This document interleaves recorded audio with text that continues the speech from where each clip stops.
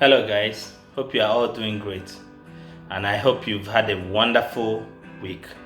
So, today I would like to discuss about the amalgamation in Nigeria, the 1914, January 1st, 1914 amalgamation by Frederick Lugard, the British colonial master. The British colonial master. The man no dey fear o. You just go carry us, just do anyhow. I don't understand.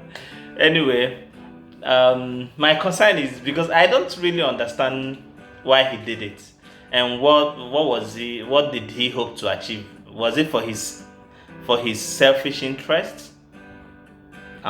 Maybe I am right. Did he do it for the progression of Nigerians? Maybe. As far as I'm concerned, I haven't seen any progression from that. However, I came across something from cfr.org website, and a man wrote an incredible article. He's called Jack McCallin.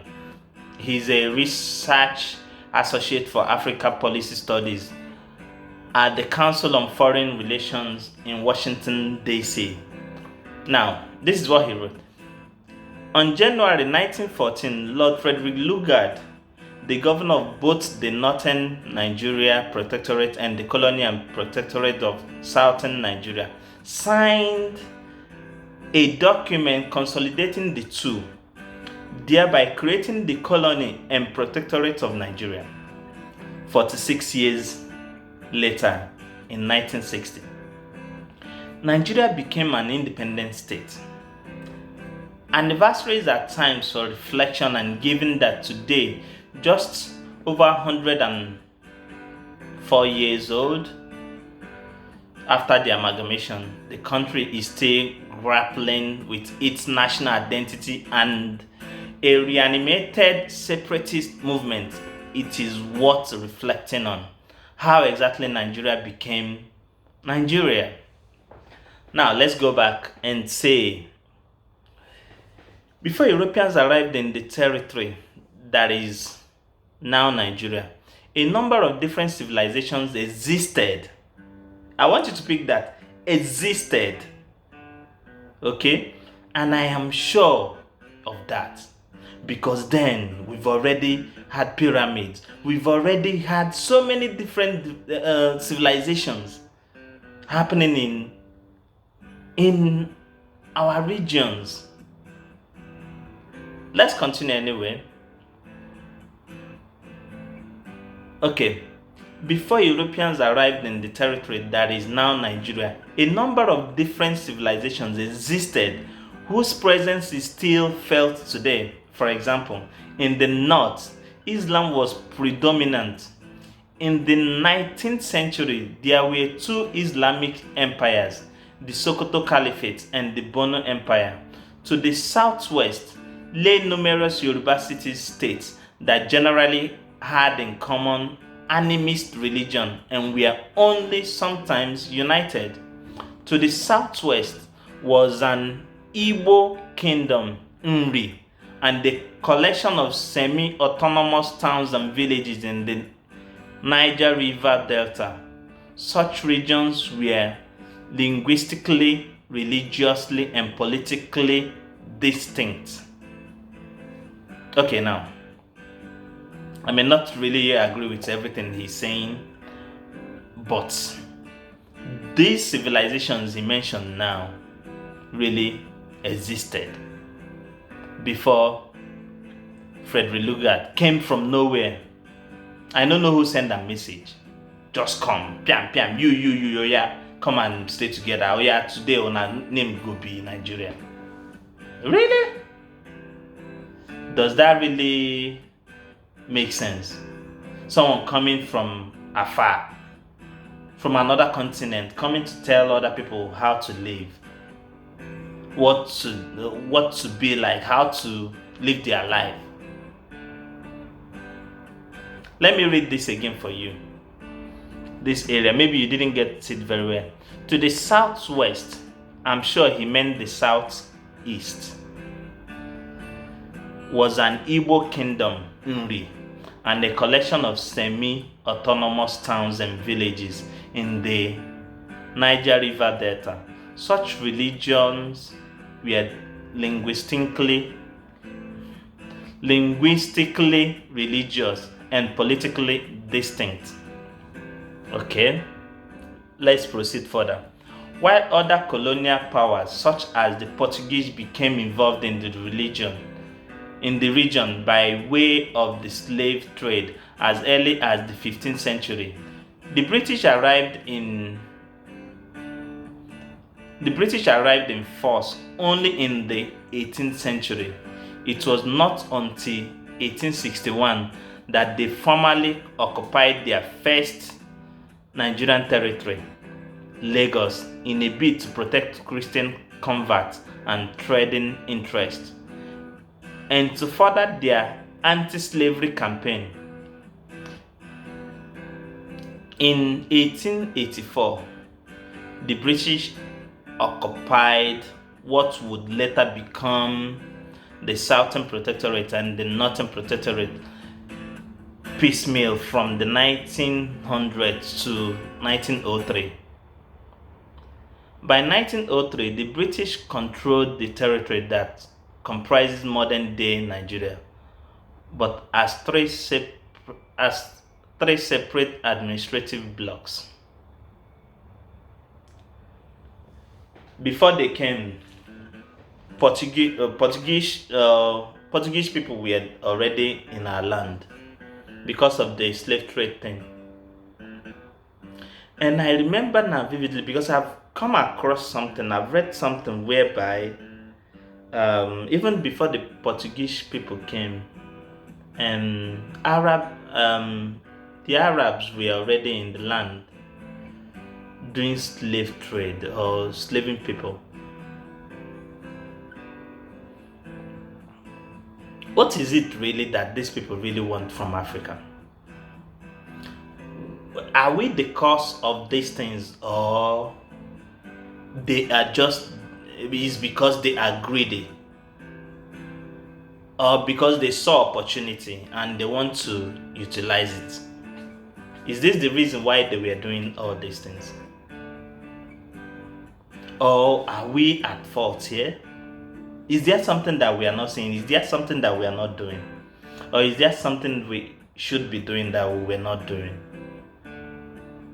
Probably there is something we ought to be doing that we were not doing. For me, mainly, if we are checking the situations today, how things are going, when you go online, if you read the comments people give up, the comment sections, you'll be like, so people don't reason. People cannot apply their common sense into what is going on. Do you know that some people are saying that, yes, that if the white people did not colonize us, or if they did not enslave us, that would have still been living in the dark age. No. Before these people came, we were developing ourselves. Civilizations were there already. The northern part of Nigeria, the Housas, we are already molding guns. They were already making guns even before the colonization. They had one of the finest markets in Africa before this time. As you can see that this white man who wrote this, Mr. Jacqueline, he said in the southeast that they had things in place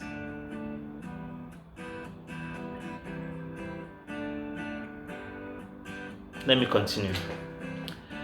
As early as 1898, the British considered combining the then three protectorates to reduce the administrative burden on the British and allow the rich South to effectively subsidize the much less economically prosperous North. The Lagos colony was later incorporated into the Southern Nigeria Protectorate for budgetary reasons.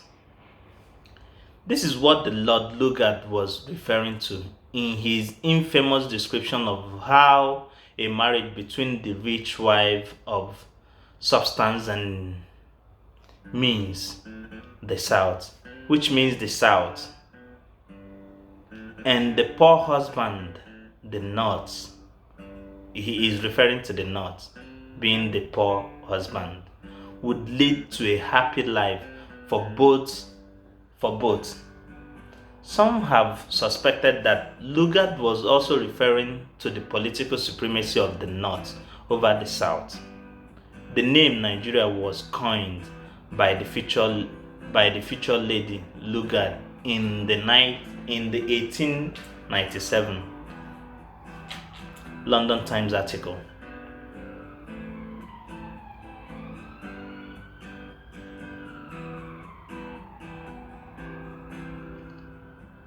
Lugard is dead now.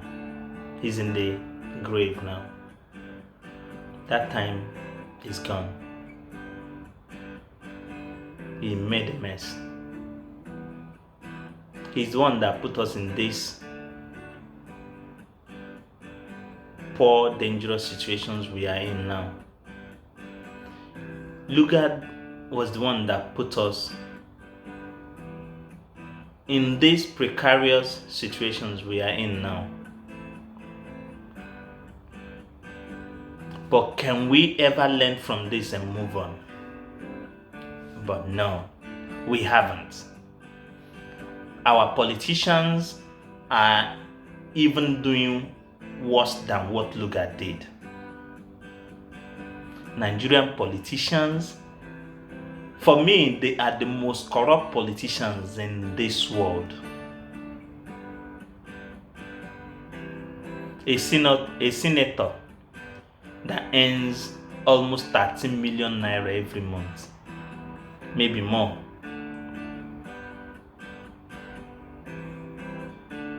They don't care about people. They don't care if the road is good or not. They will go by air. They don't care if the sea is good, if it's producing the fish or not. They will import. They don't care if there is electricity or not. They will import generator from China or anywhere they feel like. They don't care if there is insecurity in the land, because they will have their own private security. They can afford it. They don't care if people are hungry or not, because their families are abroad and they are well fed. They don't care if the transportation system is good or not, because they have their private jets, they have their private cars, they have everything they need. They don't care if there is houses for the poor, because they can afford to buy any house they want in any part of the world. All these things are the things that made me believe that Nigeria will never get better, except if it's divided. We need to wake up from this colonial mentality. Tell ourselves the truth, move on, become a better people. We can't continue doing this to ourselves. I will continue. With Lord Lugard's arbitrary conception of Nigeria in mind, one can begin to see the many and verified problems colonialism created in Nigeria, across West Africa and around the world. Not least among these problems, for Nigeria in particular, was the problem of unifying national identity. It is no wonder that diverse people forcibly united into single states. Did you hear that now? Diverse people were what? Forcibly.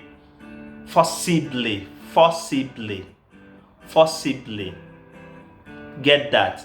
Forcibly united into single states. The North, with different views to life, they embrace Sharia law. We don't. People from the East, even people from the Southwest as well, they don't. People from the Southeast, we don't. We don't have things in common.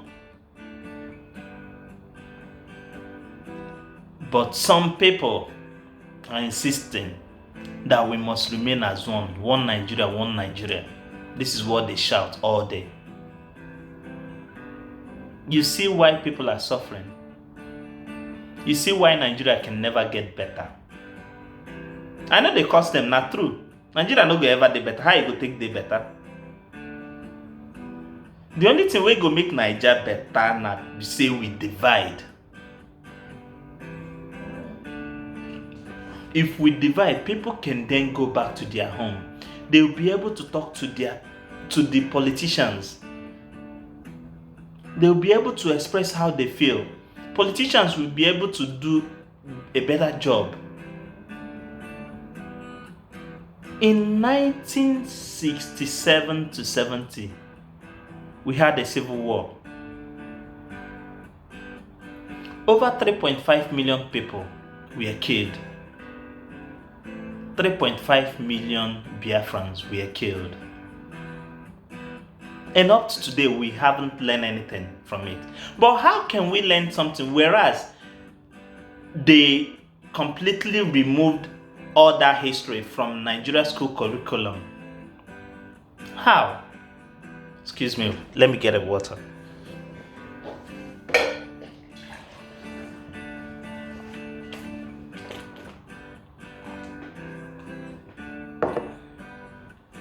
How can we do that? They removed all that war history from schools. They never told us anything. So how are we supposed to learn from this? How? Is that even possible? These are things we need to come to the table. These are things we need to discuss. As a matter of fact, people from the south, from the eastern part of Nigeria, are saying, you know what, we've had enough. We fought war in 1967 to 70. Over 3.5 million of our people were killed. Now we want to separate from Nigeria. We want to stay on our own. Nigeria is still refusing. What they are asking is for referendum. They are asking for referendum to be able for people to speak their mind, to say, to vote whether they still want to be part of Nigeria or not. But the federal government is refusing. Why? Because the Nigerian politicians are benefiting from this rotten, broken system. They don't want to let go. When people come out to protest, they shoot them. They kill so many people. I'm sure just a few months ago, they killed people in Lekki, Lagos State, who came out to protest, to speak against injustice. How can we continue doing this to ourselves? How? Why should we continue doing this to ourselves? We need a change. The worst part is that these British people that did this are just playing dumb, like they don't even know what is going on. They see no evil, they hear no evil. Why is that?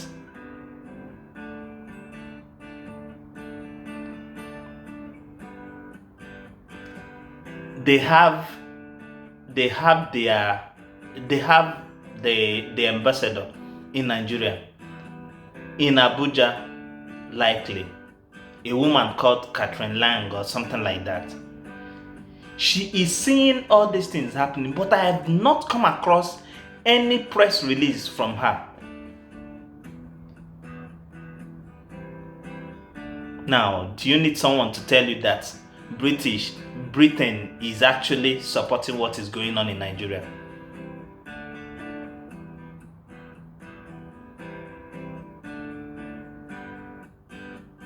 How long shall this last? How long are we going to continue to live this way? Are we always going to accept this? No. Time will come when people will be forced to stand up, rise up.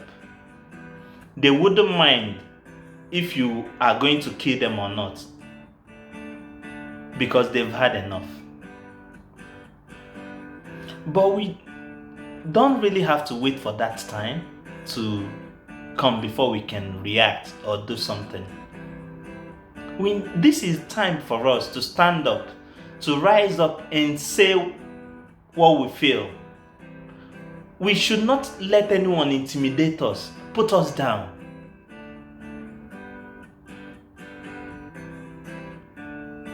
We have to stand up and speak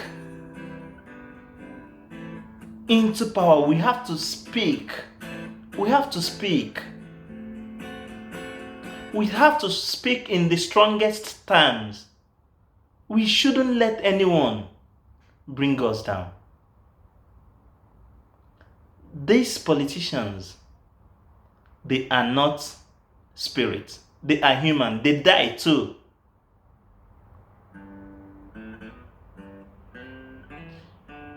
A few days ago, or just some days ago, you saw what was happening in Capitol Hill in the United States.